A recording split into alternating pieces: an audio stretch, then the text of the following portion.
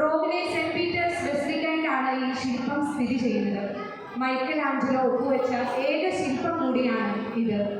അമ്മയും മകനും തമ്മിലുള്ള വൈകാരിക സ്നേഹബന്ധങ്ങൾ സ്പഷ്ടമാക്കിയ ഈ ചിത്രം കാണുന്നവരെ എല്ലാം ഈറിനണിയിപ്പിക്കുന്നു. പിയാത്തെ എന്ന വാക്കിന് ഭക്തി എന്നും സ്നേഹമെന്നും കരുണയെന്നും അർത്ഥമുണ്ട്. കാഴ്ചക്കാരെ ഈ എല്ലാ വികാരങ്ങളും ഉണർത്തുന്ന ഈ സുന്ദര ദൃശ്യം അവതരിപ്പിച്ചത് ആൻസ്വിൻ പോൾസ്കി ആൻഡ് ക്രിസ്വിൻ പോൾസ്കി. ലാസ്ലേറ്റ് മാതാവ് 1845 സെപ്റ്റംബർ 19 ഫ്രാൻസിലെ ലാസ്ലേറ്റിൽ വെച്ച് 2 കുട്ടികൾക്ക് പരിശുദ്ധ അമ്മ നൽകിയ ദർശനമാണ് ഇവിടെ അനുസ്മരിക്കുന്നത്. ഈ ദർശനത്തിൻ്റെ ചൈതന്യം പ്രാർത്ഥന, മാനസാന്തരം, സമർപ്പണം എന്നിവയിൽ ഊന്നൽ നൽകുന്നതായിരുന്നു. കഴുത്തിൽ കുരിശുമാല ധരിച്ച അമ്മ പറഞ്ഞു, എത്രമാത്രമാണ് ഞാൻ നിങ്ങളെ പ്രതിസഹിക്കുന്നത്.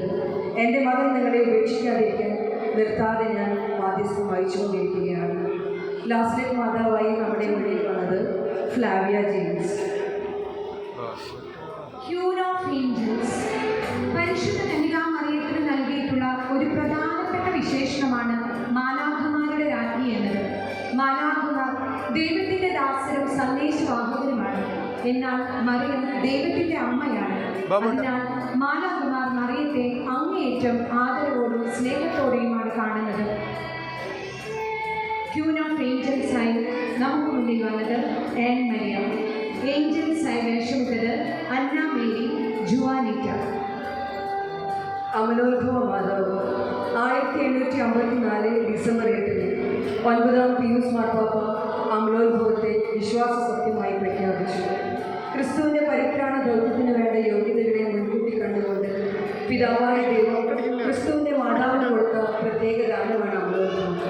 രക്ഷകനായ യേശു ക്രിസ്തുവിൻ്റെ യോഗ്യത വഴി ലഭിച്ച സർവശക്തനായ ദൈവത്തിൻ്റെ പ്രത്യേക കൃപ നിമിത്തം പരിശുദ്ധ കന്യക ഗർഭധാരണത്തിൻ്റെ ആദ്യ നിമിഷത്തിൽ തന്നെ ജന്മഭാവത്തിൻ്റെ എല്ലാ കറകളിൽ നിന്നും സംരക്ഷിക്കപ്പെട്ടു എന്നതാണ്